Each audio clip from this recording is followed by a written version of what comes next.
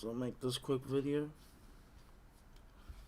It's about it's about mainly about back pain, but it's also about pain in general.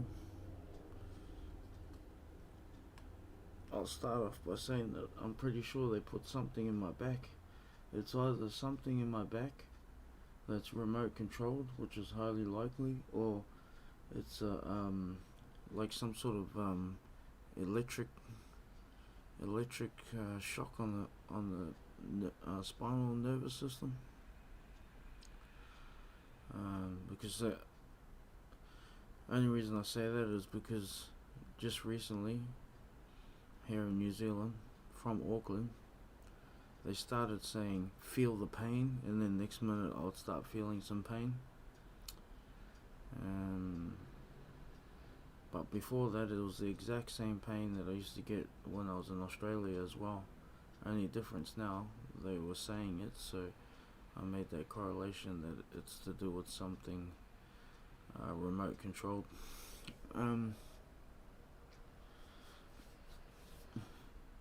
From Australia, I had this back thing, and I've been getting a lot here.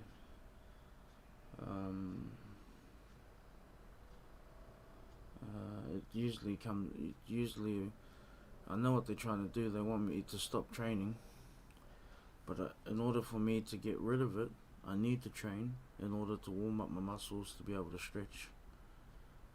So it's at a block. In order to get rid of the pain, you need to train to stretch your muscles. That's the only way to get rid of it. You need to train, stretch. That's all I did. When I first felt this pain, it was the most excruciating pain I've ever felt. It started from the base of my spine and went all the way up to the base of my neck, to like the back of my neck here. I couldn't stand up. Like I was walking around hunched over.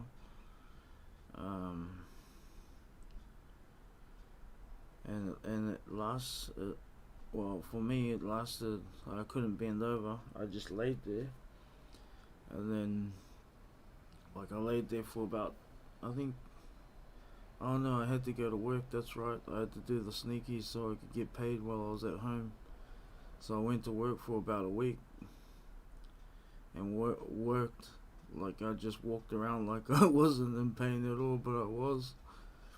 And then I just said, "Oh, my back is sore," and then went on light duties, and then it got easier from there. But what I did is I stretched my back every day. I leant over until I could touch my toes, and then once I could touch my toes, there's the best stretch for it is you lean over, touch your toes, and then you try and do the oblique stretch as well, and you'll feel it in your hips. Stretch out the hips. That's the best thing for it. It feels real good, man. I feel like doing it right now. I always do the side ones. Stretch the side out where you're bent over, and then you gotta stretch the other way. I learned this from this physio fella. I had to go to physio. He reckons I had two bulged discs, but I don't think so. I think they put some rods in me so they could try and control me. Just another way of controlling me.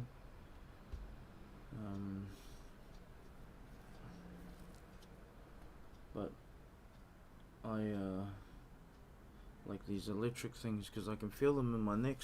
I can't feel them there now, but they were like little circle things. Because when I had a sore neck, I would run my hand down where it was sore, and then I come to this little dot that was it was a little dot, like a little circle thing that was implanted in my neck.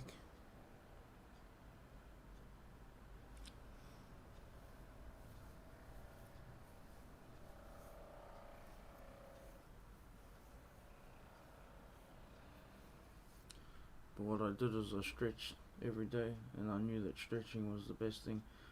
The main thing that I used to think of was, if you've ever seen that Bruce Lee movie where that fight where he gets kicked in the back and his back gets broken, and then like they said he'll never walk again, and next minute he's walking again, he's stretching over, touching his toes, then next minute he's stretching and touching his chest onto his knees,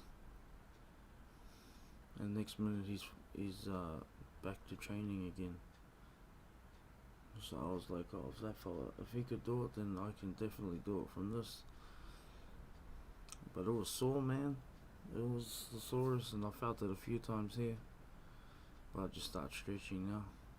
Once you feel it once, you sort of get used to it. Because the way it works is,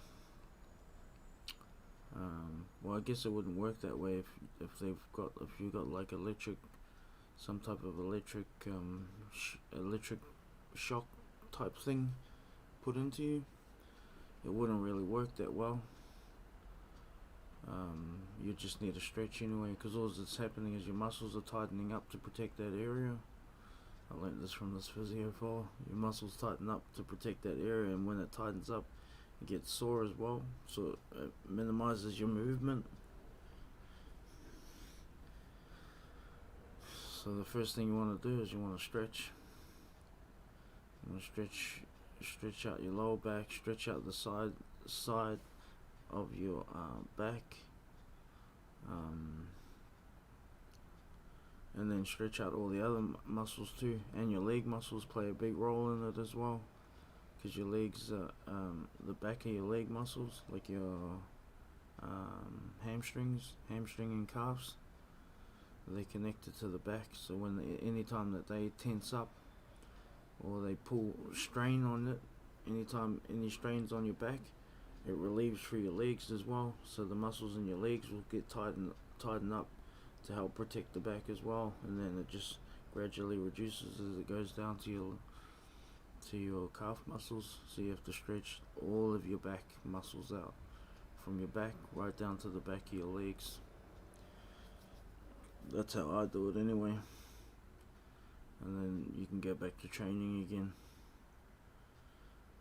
And you just gotta overcome it with your mind, really. Like push through that. It's sort of like if you've trained really hard before, and you get to that point where you feel like you're tired, and then you push past it and you're not tired anymore, and you can just go for ages after that. It's sort of like that. You get past that pain barrier thing. You get past it, and then you you can keep going after that.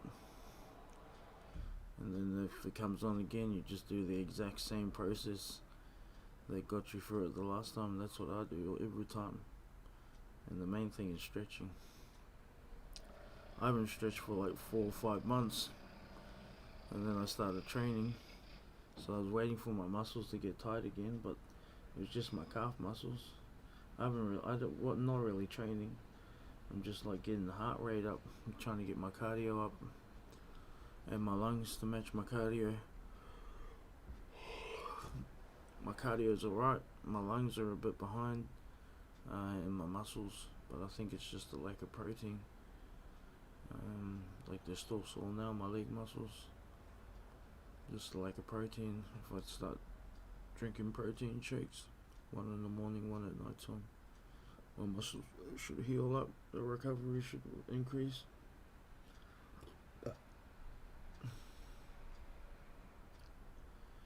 Well, I learned that from and the proper posture as well. Your posture is not like, if you're muscly, yeah, that's your posture, because your muscles hold you like that. But if you're just normal, the proper posture is slightly tilted over, like how you see monkeys. That's the proper posture for your spine. That's why I walk around like that. It sort of makes you look like an old man, but I like it in a way. It's sort of like deceptive. Everyone thinks you're an old man, and then next minute, oh shit. That's like one of my mates from jail. It's like this big fat Samoan fella. It looks like he can't move, he can't move, and then next minute he throws these lightning fast punches and knocks cunts out.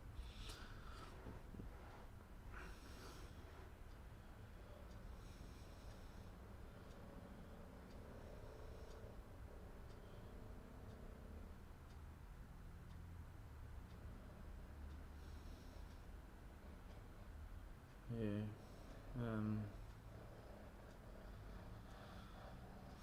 Yeah, that's the main thing anyway about pain. But I do get pain sometimes in my wrists. I've noticed that when when I'm working, they don't want me to work. They don't want me to train. So when I'm working, my wrists start getting sore. That started from Australia as well. Um, my knees get sore. I forgot which one does that, but I know working does the wrist, and sometimes training too. It's like they don't like me training, but I need to train. It's like a drug for me. I was gonna wait for this, but it should be strong as. Yeah, it should be strong enough to handle it. It's not like I'm going into an octagon or anything. I'm just doing skipping rope, bit of riding. Maybe I'll start doing a bit of shadow boxing to add in the cardio, and I'll add some stretching in soon, some proper stretching instead of reactive stretching. I might do some prevention stretching. It's probably better. But I usually do reactive stretching because I'm lazy when it comes to stretching. I'll usually wait for the sign that there's some pain coming, and then I start stretching just before it comes, so I'm already ready once it's there. And then but it's better to do prevention stretching, I think, instead of reactive stretching. I do reactive stretching. I stretch once after it's happened, but it's probably better to do prevention. All the muscles tighten up too, like all your muscles in your back tighten up. But the best one I reckon to stretch is touch your toes and then tilt like that, like stretch out the side of your obliques and push your hips out to the side while staying bent over. You'll feel it in your hips. You feel the muscles in your hips thing, and then when you come back up, you feel all the tension in that release. It feels good, man. I feel like getting up to do some now. Actually, I'll do a demonstration.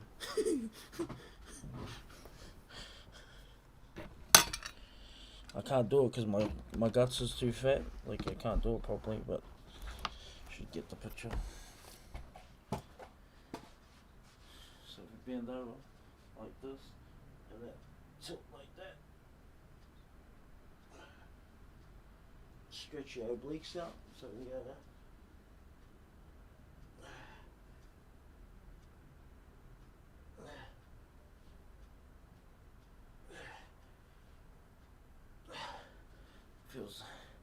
That's like the best stretch, I reckon. That's the best stretch you can do. Well, that's my favorite stretch anyway.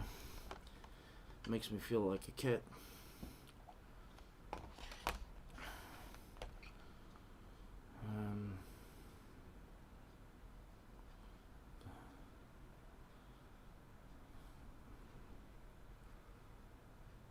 But these other ones, I usually just write this thing on there.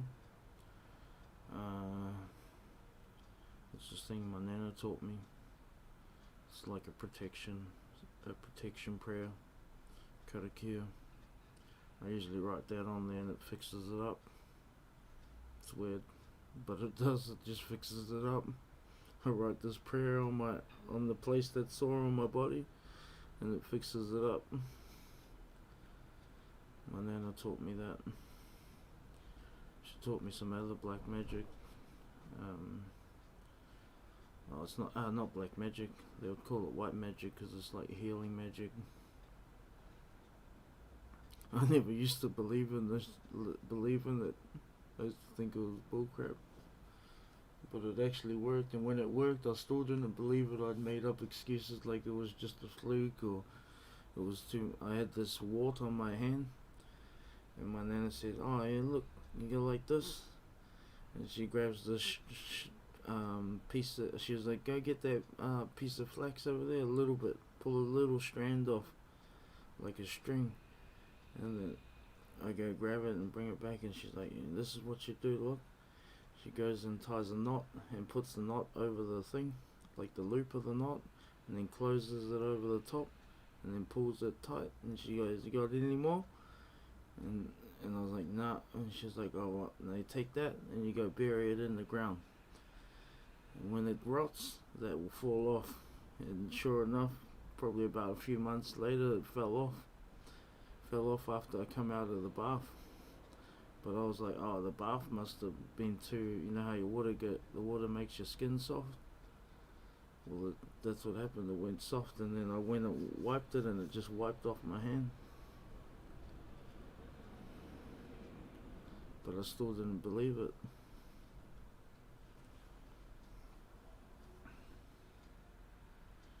There was heaps of things I learned from my nana.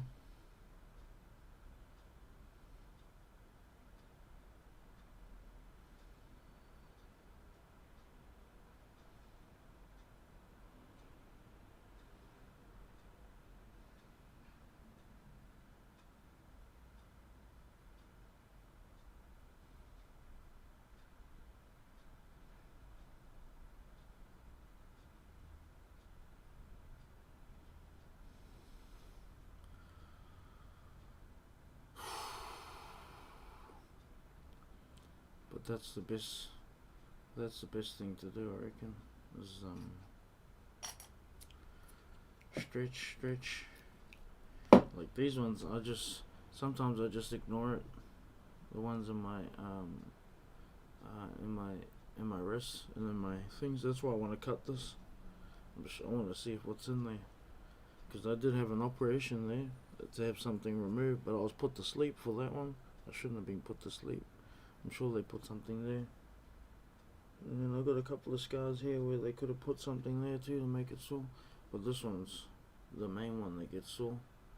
And it's after I had that operation there. That's why I want to cut it open to see what's in there. I'm sure there's something in there. And if there is, it's probably shaped like a pill. Some type of electrocuting device. What I wonder is, where does it get its power from? Like its electricity, does it generate it from the body, or is it just an ultimate battery? Because if it's an ultimate battery, I want to have a look at it, take it apart and study it.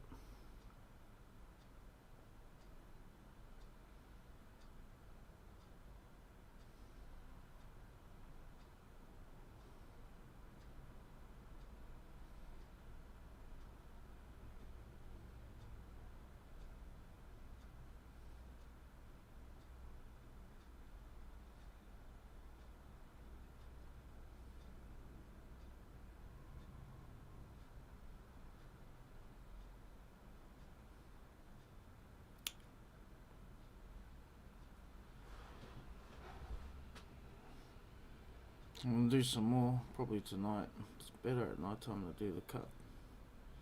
I want to go closer to the nipple, but I gotta have a look at the see, it's too soft. It shouldn't be soft like that. I won't be growing tits. That's a fucking fact. I'll cut the cunts off. I don't need nipples. It's too soft. But if I take enough testosterone, I could turn that into muscle once I start doing push-ups. So I won't cut my nipples off just yet, but I will do some more cuts. Just to get used to the feeling of it is a little bit sore, but not really. It's more like when you get a prickle. It's like that sort of sore. It's just like an instant sore, then it goes away. Like this little cut that I did over here, this was sore as because I was grazing across the top. But these cuts here, I didn't really feel them, and they went deep as.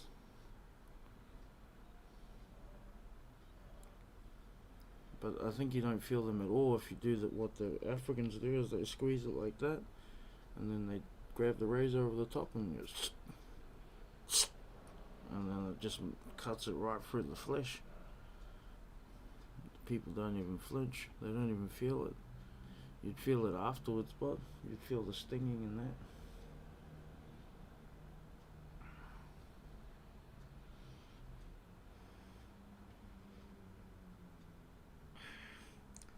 might be able to turn that into muscle. Enough testosterone, enough push-ups. It'll probably make my chest pop out and make it look musclier than it actually is.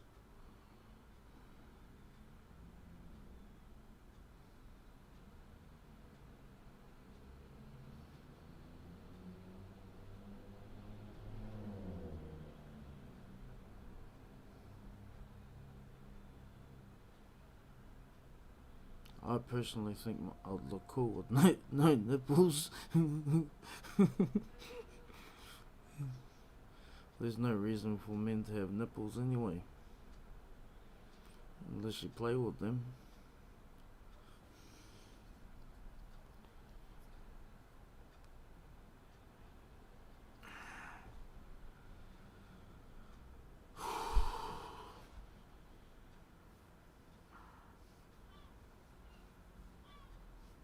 Get my vitamins ready. So I've added testosterone in there. That's why I feel a little bit more energetic, because there was too much of they must have done something to my hormones.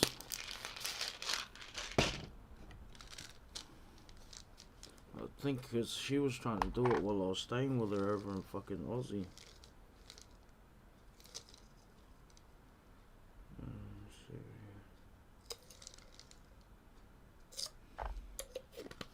I was wondering why I felt so fucking like a little bit feminine. I surely got rid of that fucking bullshit. There will be no feminine shit happening around here.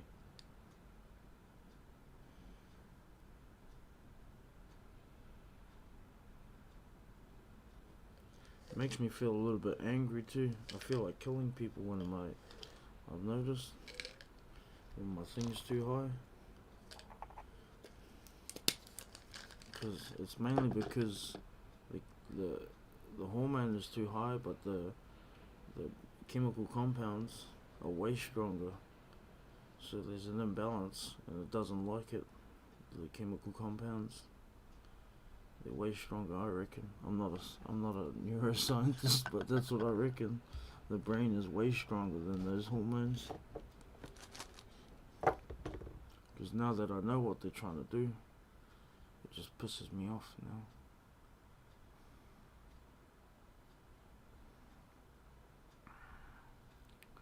You might have raped my ass, raped me, MK Ultra raped me, but I'm never gonna be a homo. That's a fact. I can guarantee you that. I don't even have sex, you fuck. I don't even masturbate. He's fucking stupid.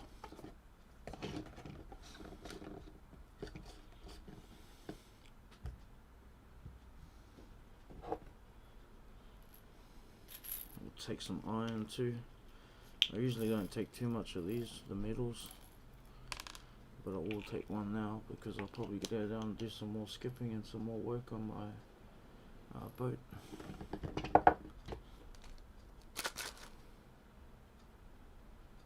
Magnesium, I need that. That helps with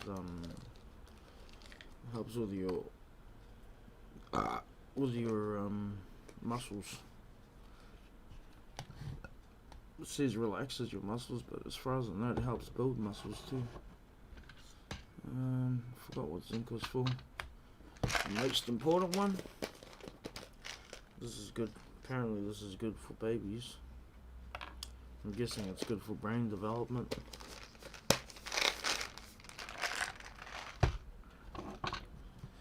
And vitamin C. My nana used to take heaps of vitamin C, and she always used to tell us to take vitamin C. So, just because my nana said, that's why I'm taking vitamin C.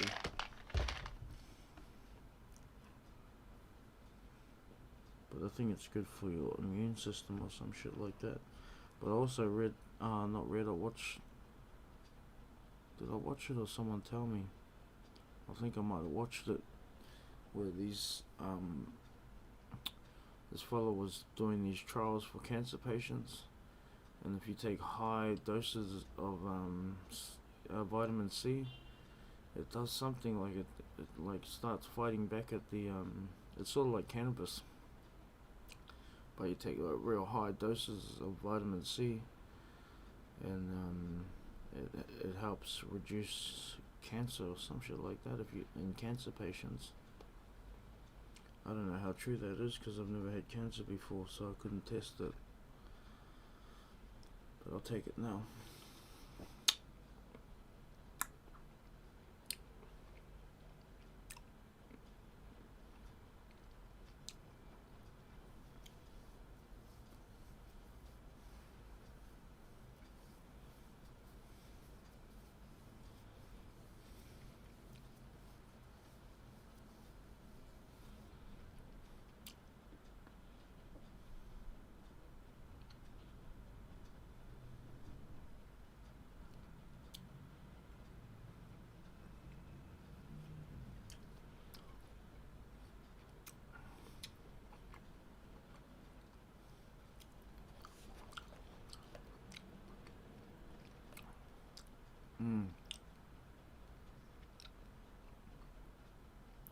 Shit.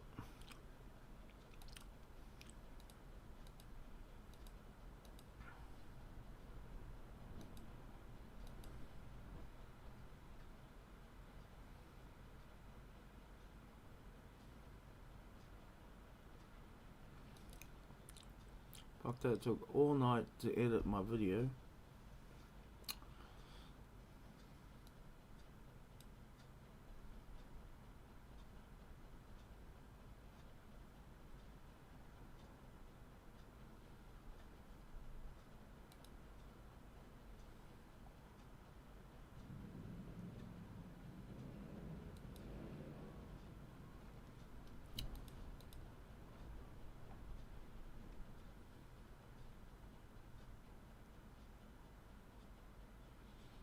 Yeah, but that's the best thing to do with back pain.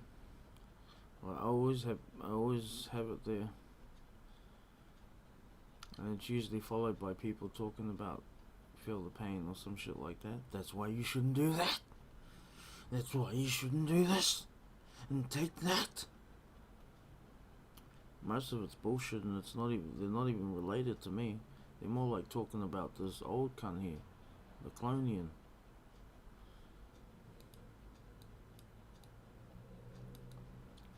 For one, I'm pretty much not from this country. I grew up in Australia.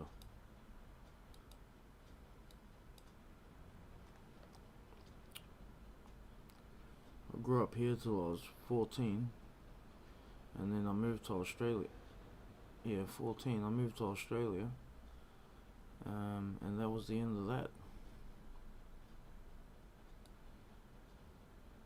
I was in Australia till 2018, 19, 18 or 19. I came back. I can't remember the year. I was deported because a lady scratched herself on me while I was handcuffed getting walked out the door. She came up behind me, a lady cop, and scratched herself on my nail or some shit. So I got deported for that because she came up and scratched herself on my nail, and at the same time that she did that, she took a bit of skin grafting. She skin grafted my hand.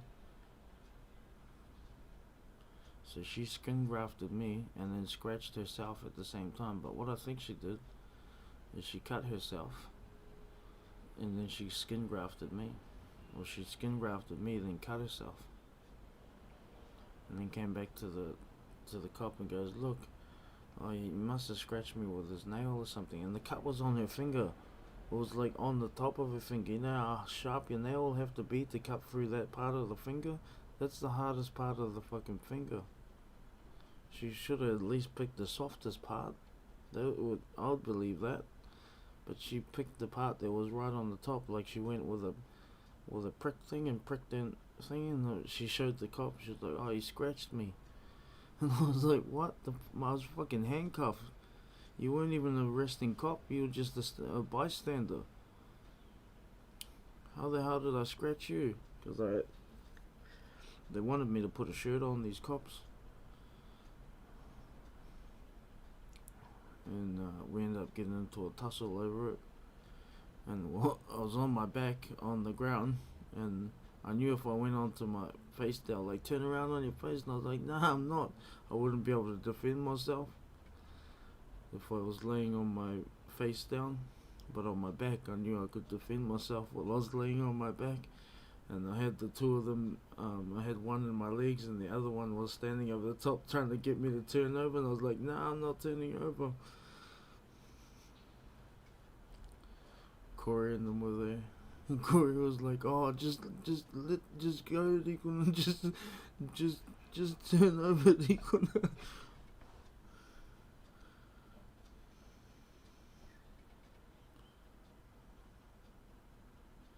It was the same as when I was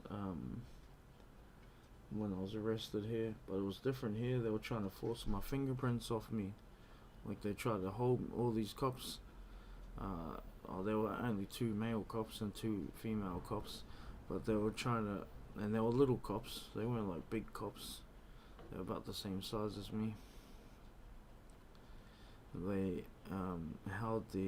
they were like trying to hold my hands. They all held my body and holding my hands and trying to push my hand onto the finger scan thing.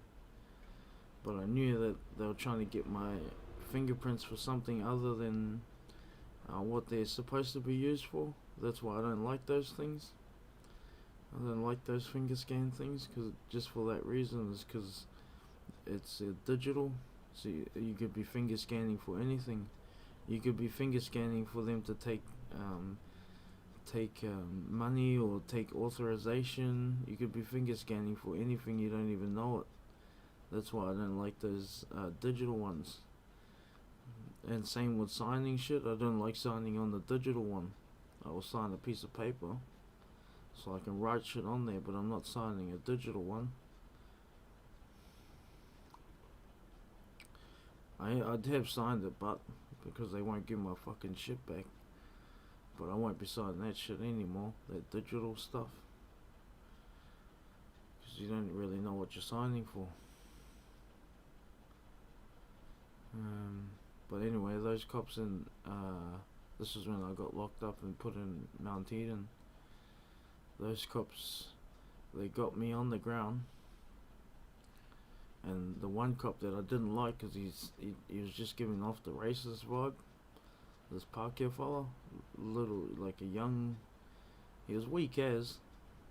I wanted to get him in the armbar and just pop his arm out, because he was just moments away from, if the chick didn't grab my leg, they would have been straight over his face and I would have popped his arm out, because I had his arm, he had a handcuff on my hand, and then I grabbed his hand and pulled it in between.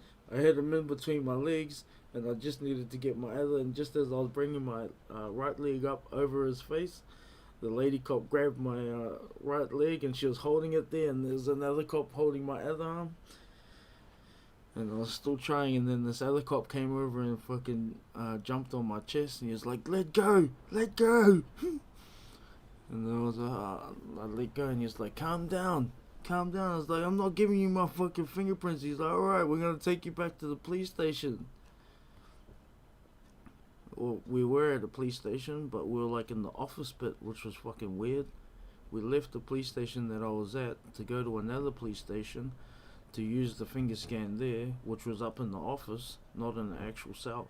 That's why I was like, nah, this shit's fucking, this is dodgy. And then we had a wrestle in that room, and then we ended up going back to the to Henderson police station. But that cop, because he was just being an asshole the whole time, he seemed like a real racist bastard. That's what I wanted. When I got a hold of, well, he got a hold of my hand, but he must have thought that he had the upper hand because he was standing on top. But he was standing right in the position where you just got to pull them down in between your legs, and then pop your leg over the face, and then crank it, pop your hips up, and you just it'll hyperextend the elbow and pop it out. It just takes like only a couple of seconds for you to do it. once you get it over the thing. If you're doing it angry, in training, in jiu-jitsu training, you don't train angry. You try not to hurt your opponent, but you get him in a position where you can't get out and he has to submit. But you don't go full bore.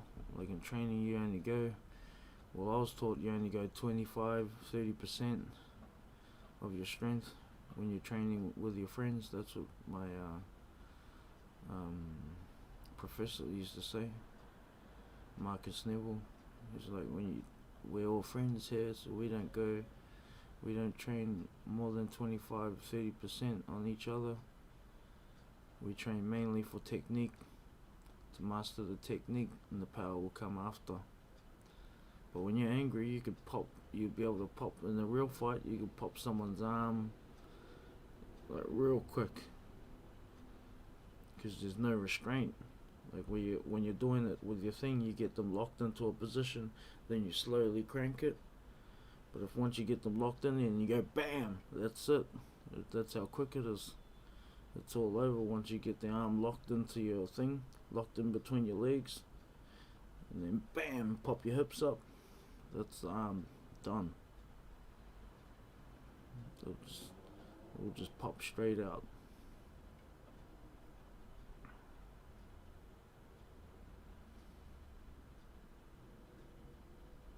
But that lady cop saved him, and that lady cop was way stronger than him too. Like, she had my leg. He had my left hand.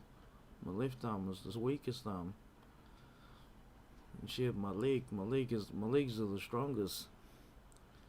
And she had my leg, and she was fucking pulling it out, and then the other one was on the other side, and then I think the sergeant came over and jumped on my chest.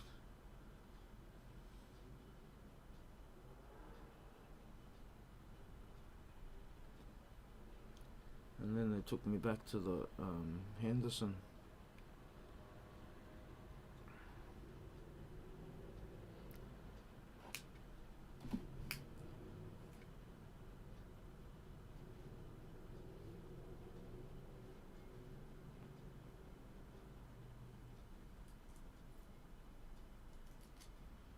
If you ever go to Sydney, go out to Castle Hill, Gracie Academy, with trained with Marcus Neville. I haven't trained with many professors or black belts, but Marcus Neville is by far the best that I've ever come across.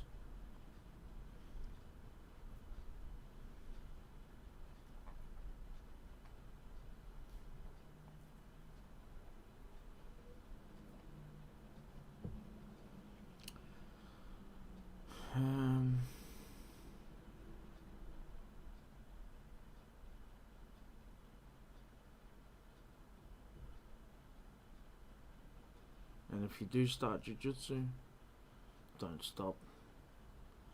Don't have a break from it. Stick it out. I wish I'd have stayed there. Like, stayed right up until I got my black belt. Usually takes about 8 to 10 years.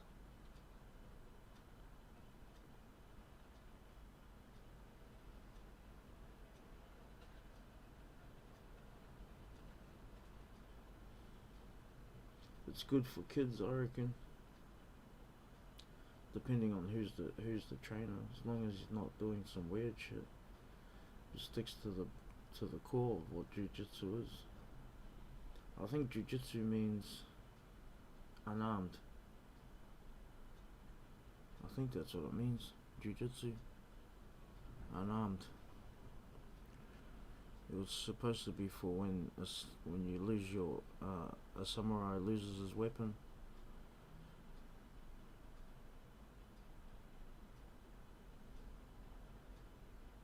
He can use jiu-jitsu.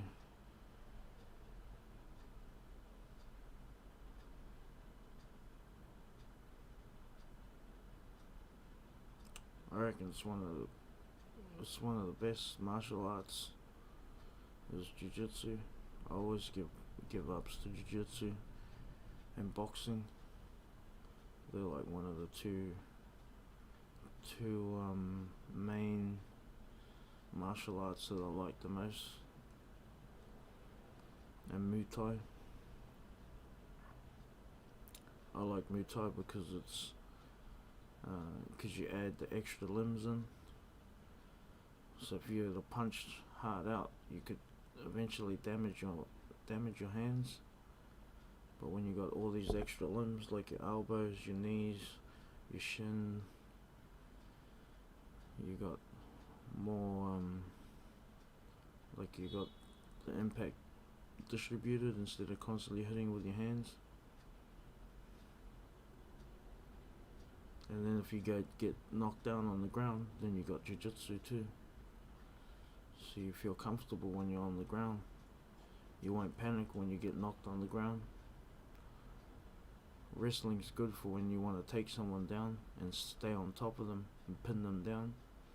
That's what wrestling's good for. When you want to get on top, position your weight properly, and then you can rain down some punches on them. Pop, pop, pop, pop, pop. You get into the right position, they won't be able to move. I learnt that from my cousin and that's dad, Bev. He said if you position your weight properly, they won't be able to move, and he was right. I think he was like a judo champion, I think.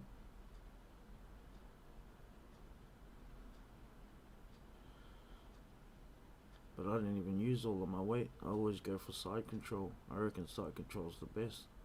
Although I haven't really been in a real MMA fight, but I reckon side control is the best. Because you're open to punch, and then if you get them right, you can hold them there. Especially in that judo one, the judo or the wrestling where you pull the hand up and slip your leg underneath. That's probably the best way to hold someone on the ground.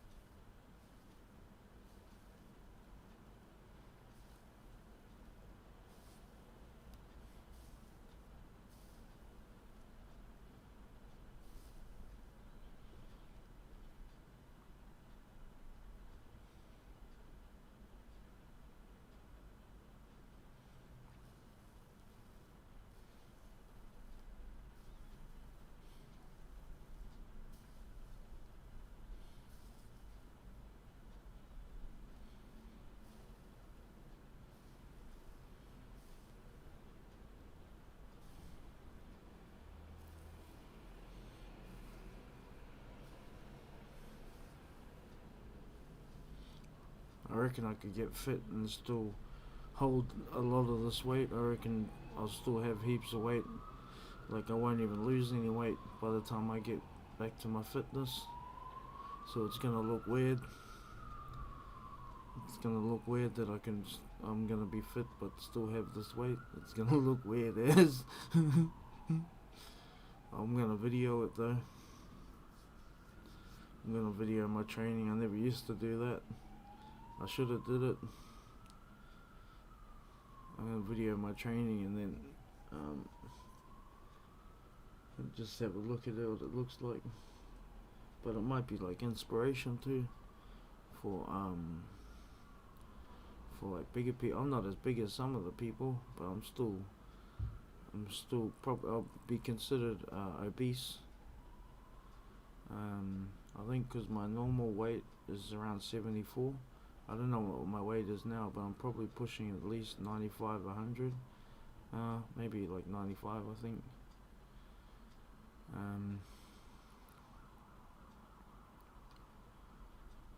But at least if the big ones see me training. Like it might give them some inspiration to train.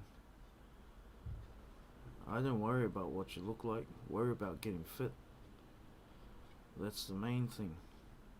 Don't worry about trying to lose weight. You get fit. Once you get fit, you get this buzz inside you. You get a buzz of you always need to train. And once you're at that level where you just need to train and train and train and train, you won't even be worried about losing weight. Your body will just eat it up. It'll just get munched up, and then next minute you'll be eating more than what you were eating before when you were overweight. You end up eating way more than what you were eating before when you're overweight. That's what I noticed. I started eating way more, like bigger breakfast, bigger lunch, and bigger dinner, and then all these little meals in between. And then sometimes I will still be hungry. And I'll wake up hungry.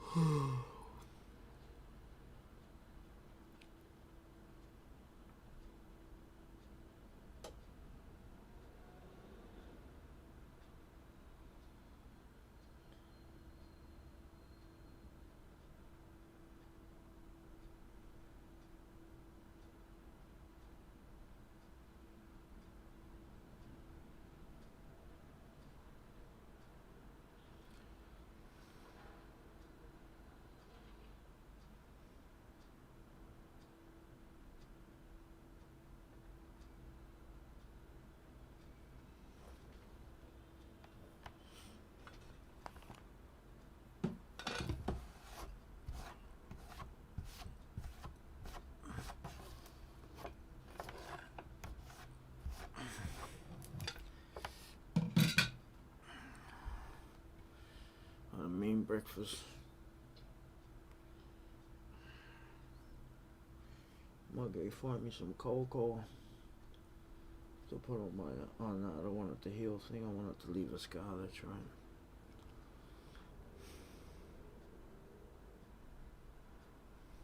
That's what I wanted to look up.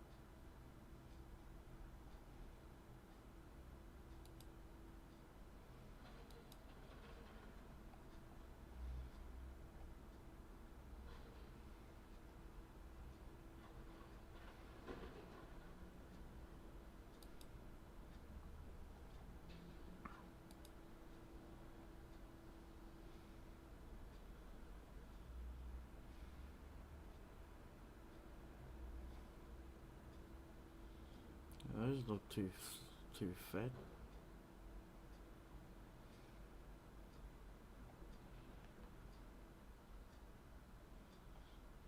I don't want blunt ones.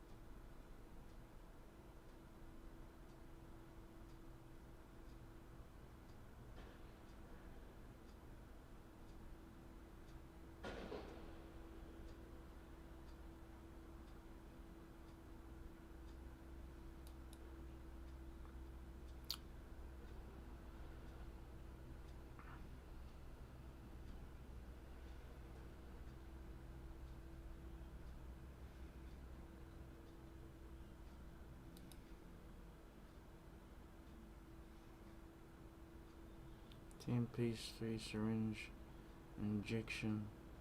Some of it's fluid. I can feel it underneath my armpit here, probably from that little thing there. And then there's some over here.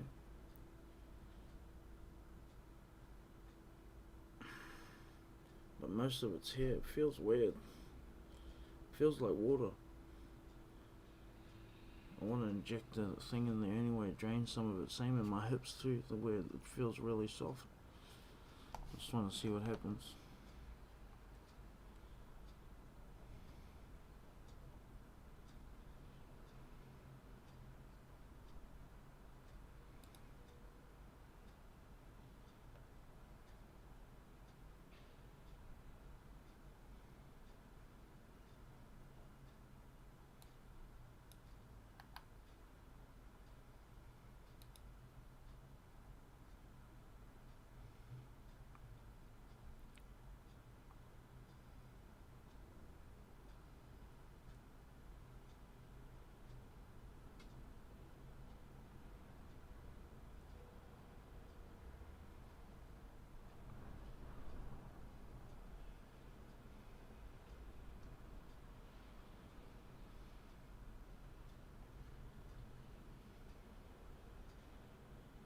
What's the opposite of injection?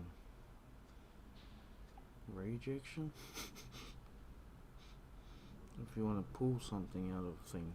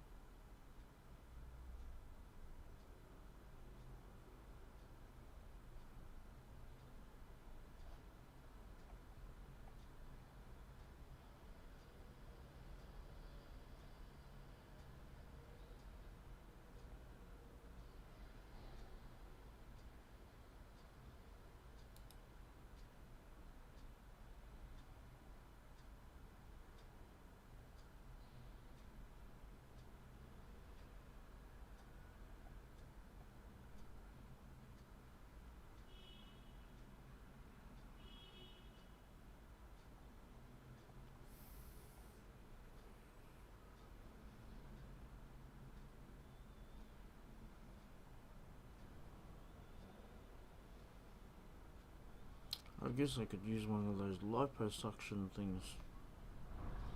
A smaller version. I don't want to be scraping any fat off, I just want to remove fluid. Nah, one of these should do it. Yeah, that one should do it. Yeah.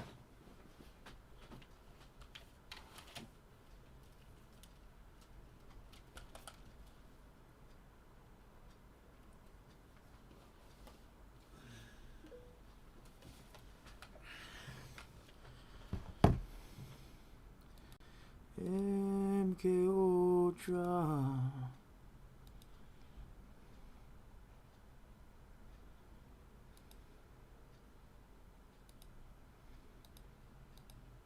Hello, Moto.